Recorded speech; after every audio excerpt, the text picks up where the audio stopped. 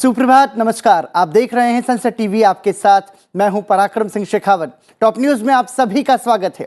अगले आधे घंटे टॉप न्यूज में हम आपको बताएंगे देश और दुनिया की तमाम बड़ी खबरें, नजर डालेंगे आर्थिक जगत और खेल जगत से जुड़े समाचार भी। आइए शुरुआत करते हैं सुर्खियों के साथ। भारत ने कनाडा के उच्चायुक्त को किया तलब। कनाडा में राजनयिक मिशन और वाणिज्य दूतावासों के खिलाफ कायराना हरकत करने वाले खालिस्तानी अलगाववादी को गिरफ्तार करने की मांग। केंद्रीय मंत्री अमित शाह ने कर्नाटक सरकार द्वारा राज्य में 4% मुस्लिम आरक्षण खत्म करने को ठहराया सही।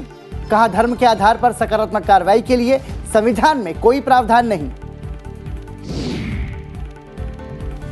यूके के राष्ट्रीय सांख्यिकी कार्यालय की ऑनलाइन जनगणना का दावा।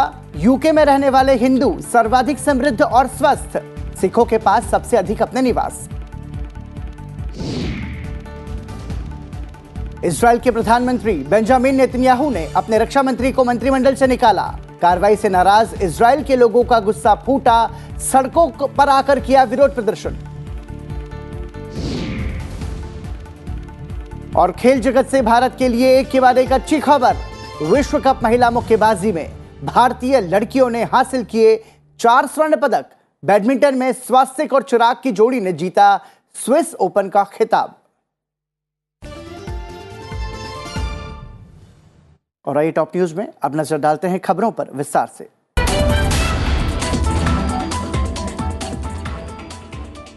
सबसे पहले बात संसद की। बजट सत्र के दूसरे चरण का आज 10वां दिन है। लोकसभा में आज निरसन और संशोधन विधेयक 2022 विचार और पारित किए जाने के लिए सूचीबद्ध हैं। कानून और न्याय मंत्री किरेन रिजिजू इस विधेयक को सदन में पेश करेंगे। साथ ही आपको बता दें कि आयुष राज्य मंत्री सर्बानंद सोनोवाल राष्ट्रीय औषधीय पादन संस्थान की स्थापना के बारे में पूछे गए प्रश्न के उत्तर में शुद्धि संबंधी वक्तव्य सदन में देंगे। साथ ही सदन में प्रश्नकाल के दौरान कई महत्वपूर्ण सवाल पूछे जाएंगे। अलग अलग मंत्रालयों से विभिन्न अहम पत्र सभा पटल पर रखे जाना और नियम 377 के अधीन लोकहित से जुड़े मुद्दों पर चर्चा होना भी आज की कार्यसूची में शामिल है। साथ ही लोकसभा में स्थायी समितियों से संबंधी कई अहम प्रतिवेदन और विवरण भी पेश किए जाएंगे। वहीं बात करें राज्यसभा की, तो संसद के उच्च सदन यानी कि राज्यसभा में आज जम्मू कश्मीर संघ राज्य क्षेत्र बजट 2023-24 पर सामान्य चर्चा होना सूचीबद्ध है। इसके साथ ही सदन में 4 विनियोग विधेयक विचार और लौटाए जाने के लिए पेश किए जाने हैं। ये विधेयक हैं जम्मू कश्मीर विनियोग संख्यांक 2 विधेयक 2023, जम्मू कश्मीर विनियोग विधेयक 2023, विनियोग संख्यांक 2 विधेयक 2023 और विनियोग संख्यांक विधेयक 2023। साथ ही सदन की कार्यसूची में कौशल विकास और उद्यमशीलता मंत्रालय के कामकाज पर आगे की चर्चा होना भी सूचीबद्ध है। और संसद के दोनों सदनों की जानकारी के बाद अब रुख करते हैं खबरों का। भारत ने कनाडा के उच्चायुक्त को तलब कर हाल ही में कनाडा में अपने राजनयिक मिशन और वाणिज्य दूतावासों के खिलाफ अलगाववादी और कट्टरपंथी तत्वों की कार्रवाइयों के बारे में अपनी गहरी चिंता व्यक्त की है।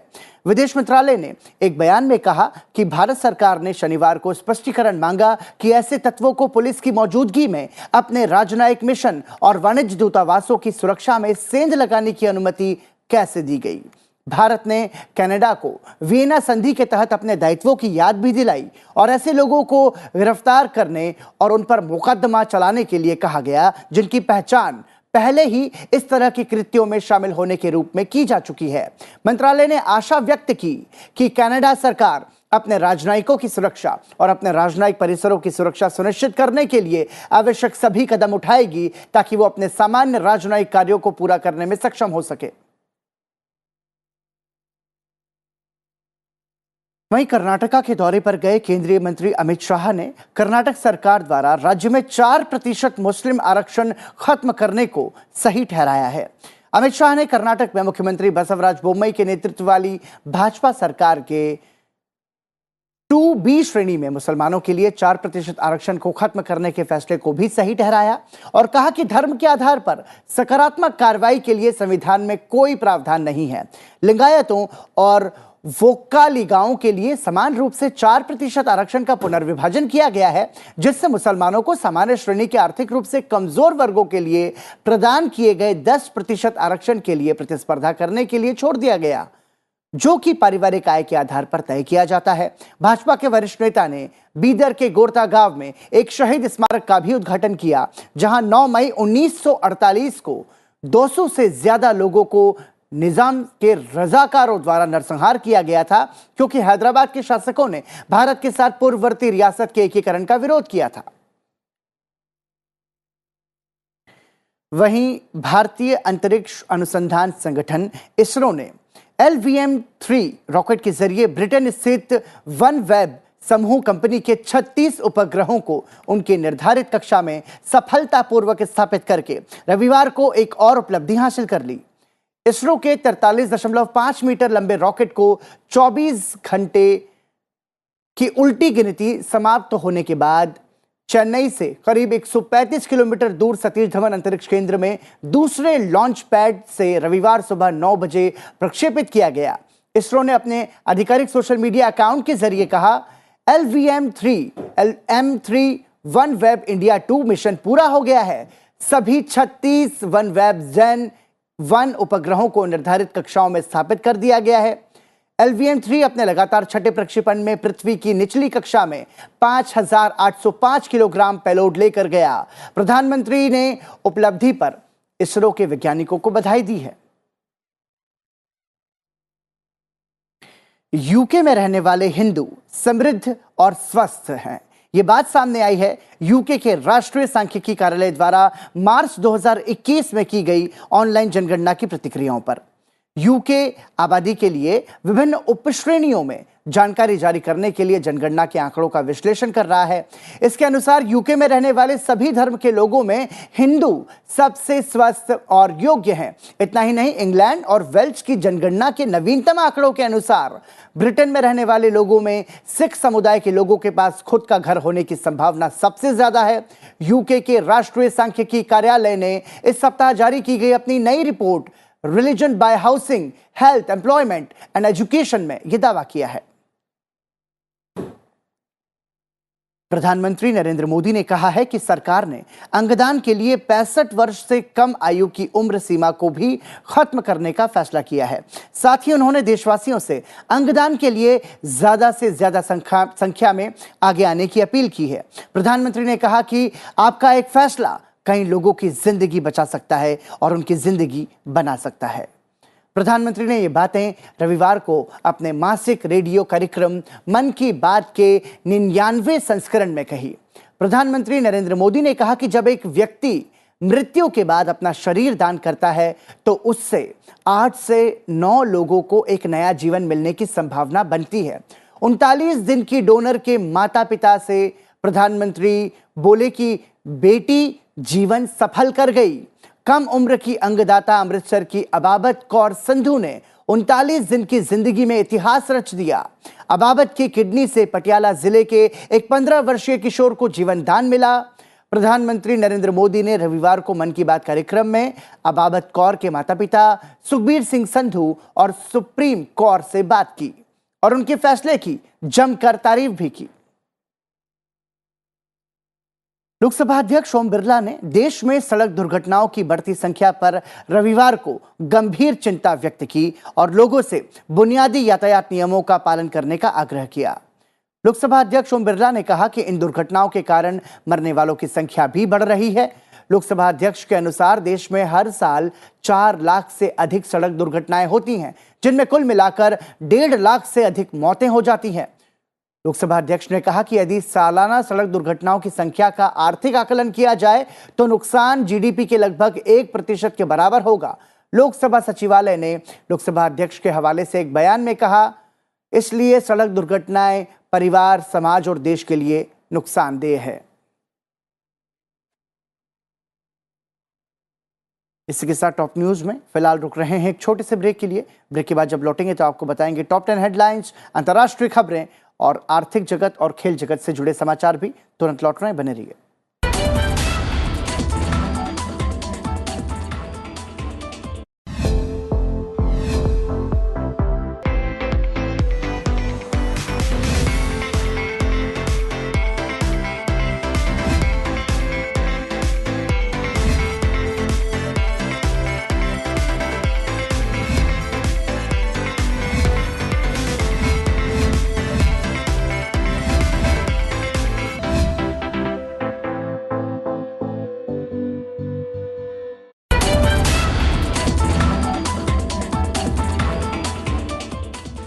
ब्रेक के बाद एक बार फिर आपका स्वागत। आप देख रहे हैं टॉप न्यूज और आइए अंतर्राष्ट्रीय खबरों से पहले एक नजर डालते हैं टॉप 10 हेडलाइंस पर।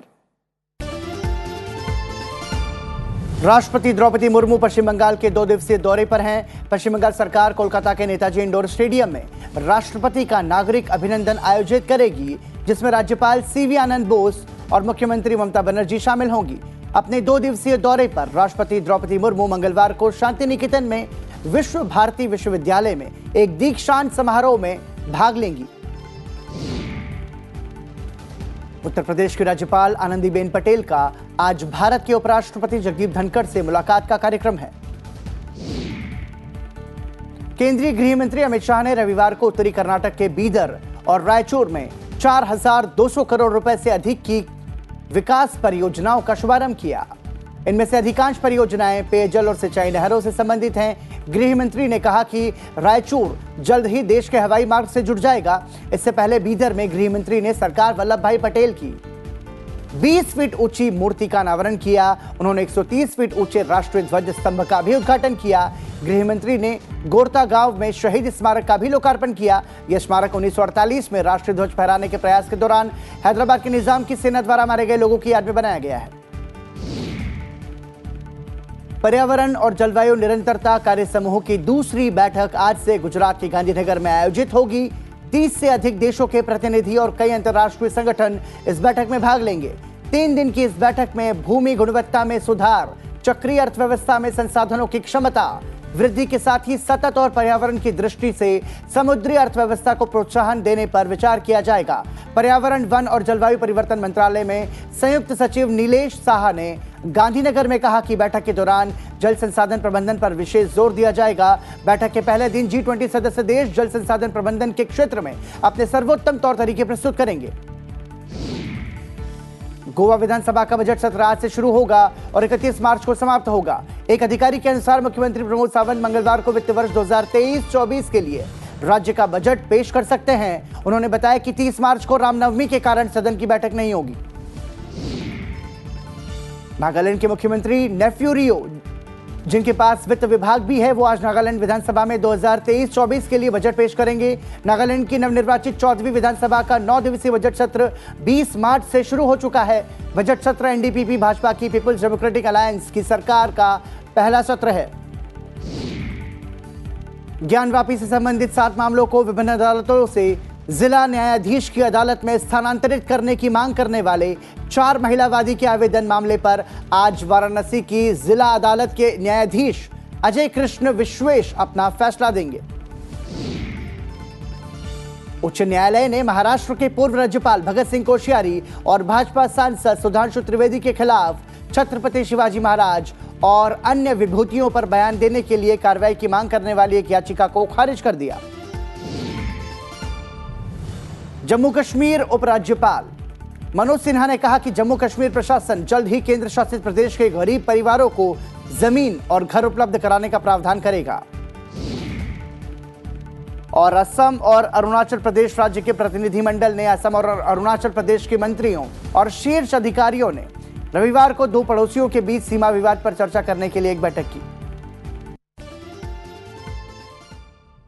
और आइए टॉप न्यूज में अब नजर डालते हैं अंतर्राष्ट्रीय खबरों पर। ट्यूनीशिया के तट पर एक बड़ा हादसा हो गया। यहां इटली जाने के लिए खतरनाक तरीके से भूमध्य सागर को पार करने वाले लोगों की नाव पलट गई।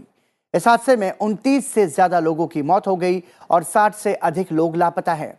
इतालवी तटरक्षक के मुताबिक उन्होंने पिछले 48 घंटों में इटली जाने वाले 56 नावों को देशों से बाहर जाने से रोक दिया। ज्यादातर रेस्क्यू उन नावों पर किए गए जो ट्यूनीशिया से लैम्पेडूसा जा रही थी, जो अफ्रीका के सबसे नजदीकी इतालवी द्वीप है। उत्तर कोरिया का तानाशाह किम जोंग ने तमाम देशों के विरोध के बावजूद एक बार फिर बैलिस्टिक मिसाइल का परीक्षण किया है। दक्षिण कोरिया की सेना के मुताबिक उत्तर कोरिया ने पूर्वी सागर की ओर एक बैलिस्टिक मिसाइल दागी। दक्षिण कोरिया के ज्वाइंट चीफ ऑफ स्टाफ के मुताबिक सेना मिसाइल की उड़ान दूरी और एपोजी सहित संबंधित विवरणों का विश्लेषण कर रही है। वहीं उत्तर कोरिया का बैलिस्टिक मिसाइल लॉन्च ऐसे समय में हुआ है जब प्योंगयांग ने दक्षिण कोरिया और संयुक्त राज्य अमेरिका के चल रहे सैन्य अभ्यास का कड़ा विरोध किया, जो पिछले सप्ताह शुरू हुआ था। यूएस दक्षिण कोरिया अभ्यास 3 अप्रैल को समाप्त होने वाला है। इजरायल के प्रधानमंत्री बेंजामिन नेतन्याहू ने अपने रक्षा मंत्री को मंत्रिमंडल से निकाल दिया है। दरअसल योआव गैलेंट ने नेतन्याहू से आग्रह किया था कि वो इजरायली न्यायपालिका में प्रस्तावित अमूलचूल परिवर्तन को रोक दें। इस बात पर दोनों में टकराव की स्थिति बन गई। गैलेंट सेना के पूर्व जनरल और इजरायल की सत्ताधारी लिकुड पार्टी के वरिष्ठ सदस्य हैं। इजरायली प्रधानमंत्री नेतन्याहू के कार्यालय ने हालांकि इस कार्रवाई की विस्तृत जानकारी नहीं दी है। प्रधानमंत्री के इस कार्रवाई से इजरायल के लोगों में गुस्सा फूट पड़ा और लोगों ने सड़कों पर उतरकर विरोध प्रदर्शन किया और सरकार के खिलाफ जमकर नारेबाजी की। प्रदर्शनकारियों पर काबू पाने के लिए पुलिस ने बल का प्रयोग भी किया। रूस यूक्रेन के बीच युद्ध खत्म होने का नाम नहीं ले रहा है। रूसी राष्ट्रपति व्लादिमीर पुतिन के यूक्रेन से सटे बेलारूस में परमाणु हथियार तैनात करने के ऐलान ने ज़ेलेंस्की की नींद उड़ा दी है। रूस के इस ऐलान के बाद यूक्रेन के राष्ट्रपति ज़ेलेंस्की ने संयुक्त राष्ट्र सुरक्षा परिषद का दरवाजा खटखटाया है। यूक्रेन की सरकार ने संयुक्त राष्ट्र सुरक्षा परिषद से क्रेमलिन की परमाणु ब्लैकमेलिंग का मुकाबला करने के लिए एक आपातकालीन बैठक बुलाने की मांग की है। वहीं रूसी अधिकारियों ने यूक्रेन पर ड्रोन से हमला करने का आरोप लगाया है। रूसी अधिकारियों के मुताबिक दोनों देशों की सीमा से काफी दूर रूसी इलाके के एक कस्बे में एक यूक्रेनी ड्रोन के विस्फोट से 3 लोग घायल हो गए हैं। अधिकारियों ने ड्रोन की पहचान यूक्रेनी Tu-141 के रूप में की है। और अंतर्राष्ट्रीय खबरों के बाद आइए अब नजर डालते हैं आर्थिक जगत की बड़ी खबरों पर बिजनेस बस के जरिए।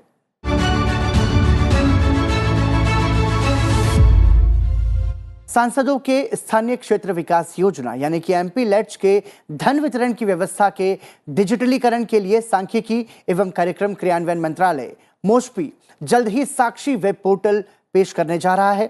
भारतीय स्टेट बैंक द्वारा विकसित किया गया वेब पोर्टल संशोधित दिशा निर्देशों का हिस्सा है, जिसका लक्ष्य तत्काल निगरानी करना, पारदर्शिता बढ़ाना, जवाबदेही और केंद्र की योजनाओं की अनुमति की संभावनाएं देखना शामिल है। पोर्टल और दिशा निर्देश 1 अप्रैल से प्रभावी होने वाले हैं। सांसदों को अब वित्त वर्ष की शुरुआत में पूरी 5 करोड़ रुपयों की राशि एकमुश्त दी जाएगी, जो अब तक 2 छमाही किस्त में दी जाती थी। वेब पोर्टल 3 में हिस्सेदार केंद्रीय नोडल प्राधिकारी, जिला नोडल प्राधिकारी और सांसद शामिल होंगे। दी गई धनराशि पोर्टल पर दिखेगी, जिसमें परियोजनाओं का ब्यौरा और जिला नोडल प्राधिकारी की मंजूरी का उल्लेख भी होगा। बिजली की मांग अप्रत्याशित रूप से बढ़ने की संभावना और कोयले पर निर्भर ऊर्जा की लागत बढ़ने के साथ इस साल की गर्मियों में बिजली वितरण कंपनियां उसे महंगा कर सकती हैं। दरअसल डिस्कॉम के लिए इस साल की गर्मी महंगी साबित हो सकती है। केंद्र सरकार जनवरी से तमाम तरह के नियमन पर जोर दे रही है, जिससे बिजली की आपूर्ति सुनिश्चित हो सके और कोयले की कमी की स्थिति से बचा जा सके, क्योंकि रिकॉर्ड गर्मी अब करीब आने वाली है। लागत बढ़ने की वजह से डिस्कॉम यानी कि जो बिजली वितरित कंपनियां हैं वो बिजली के दाम बढ़ाने पर जोर दे रही हैं। उत्तर प्रदेश, महाराष्ट्र, मध्य प्रदेश जैसे बड़े राज्यों ने 15 से 30% शुल्क बढ़ाने का प्रस्ताव रखा है। इससे मंजूरी मिलना अभी बाकी है, लेकिन प्रस्तावों से संकेत मिलता है कि विरासत में घाटा लेकर चल रही वितरण कंपनियों पर लागत का दबाव बहुत ज्यादा है। वहीं केंद्रीय मंत्रिमंडल जल्द ही देश में उत्पादित प्राकृतिक गैस के मूल्य की सीमा तय करने पर विचार करेगा। इस कदम का मकसद सीएनजी से लेकर उर्वरक कंपनियों के लिए उत्पादन की लागत को कम करना और सरकार ने 1 साल में 2 बार स्थानीय रूप से उत्पादित प्राकृतिक गैस की कीमतें तय करने की जो व्यवस्था बनी है उस पर विचार करना है, जिससे वाहनों के लिए उपयोग के लिए सीएनजी और रसोई में इस्तेमाल के लिए पाइप वाली गैस यानी कि पीएनजी में बदला जाता है। इसके अलावा गैस का इस्तेमाल बिजली और उर्वरक उत्पादन में भी होता है। घरेलू स्तर पर उत्पादित गैस के भुगतान के लिए 2 फॉर्मूला है। इनमें एक oil and natural gas corporation ONGC और ऑयल इंडिया लिमिटेड जैसी राष्ट्रीय पेट्रोलियम कंपनियों के पुराने क्षेत्रों से उत्पादित गैस के लिए भुगतान का फॉर्मूला और दूसरे गहरे समुद्र के नए क्षेत्रों से उत्पादित गैस के भुगतान का फॉर्मूला है। यूक्रेन पर रूस के हमले के बाद वैश्विक स्तर पर ऊर्जा की कीमतों में उछाल ने स्थानीय रूप से उत्पादित गैसों की दरों को रिकॉर्ड स्तर पर पहुंचा दिया है, जिसके बाद अब केंद्रीय मंत्रिमंडल इस पर विचार करेगा कि गैस की कीमतों पर कैसे नियंत्रण लाया जाए।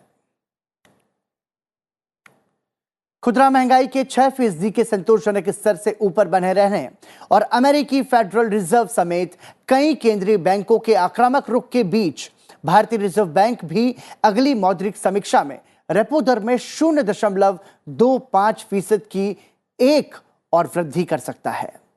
मौद्रिक नीति के निर्धारण संबंधी सर्वोच्च संस्था मौद्रिक नीति समिति की द्विमासिक समीक्षा बैठक 3 अप्रैल से शुरू होने वाली है। 3 दिनों तक चलने वाली यह बैठक 6 अप्रैल को नीतिगत दर संबंधी फैसले के साथ खत्म होगी। एमपीसी की बैठक में मौद्रिक नीति से जुड़े तमाम घरेलू और अंतर्राष्ट्रीय पहलुओं की व्यापक समीक्षा के बाद कोई फैसला लिया जाएगा। और अब बात खेल जगत से आने वाली बड़ी खबरों की।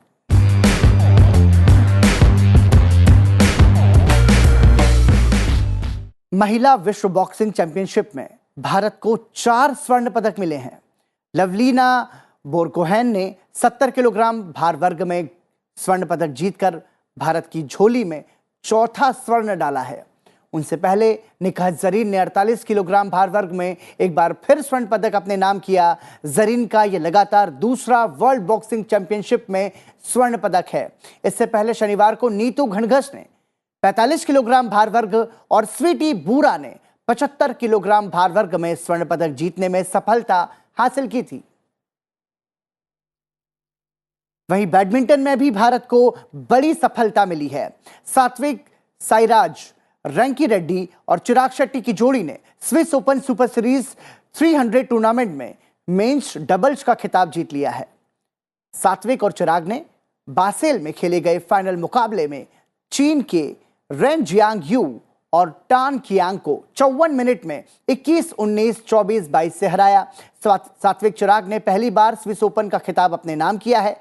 अक्टूबर 2022 में फ्रेंच ओपन सुपर 750 जीत के बाद से यह उनका पहला खिताब रहा है। इससे पहले सेमीफाइनल मुकाबले में सात्विक और चिराग ने ओंग यू सिन और टीओ ई की तीसरी वरीयता प्राप्त मलेशियाई जोड़ी को 21-19, 17-21 और 21-17 से पराजित किया था। भारतीय क्रिकेट कंट्रोल बोर्ड यानी कि बीसीसीआई ने 2022-23 सीजन के लिए टीम इंडिया के प्लेयर्स की वार्षिक कॉन्ट्रैक्ट लिस्ट जारी कर दी है। स्टार ऑलराउंडर रविंद्र जडेजा का प्रमोशन हुआ है और अब वो ग्रेड A+ में आ गए हैं। वहीं केएल राहुल को ग्रेड A से ग्रेड B में डिमोट कर दिया गया है। बीसीसीआई ने कॉन्ट्रैक्ट लिस्ट में कुल 26 खिलाड़ियों को जगह दी है। ग्रेड A+ में कप्तान रोहित शर्मा, पूर्व कप्तान विराट कोहली और इंजरी का सामना कर रहे तेज गेंदबाज जसप्रीत बुमराह ने अपनी जगह बरकरार रखी है। अब रविंद्र जडेजा के आ जाने से इस ग्रेड में शामिल खिलाड़ियों की संख्या 4 हो गई है। इन चारों खिलाड़ियों को अक्टूबर 2022 से सितंबर 2023 के दौरान 7 करोड़ रुपए हासिल होंगे।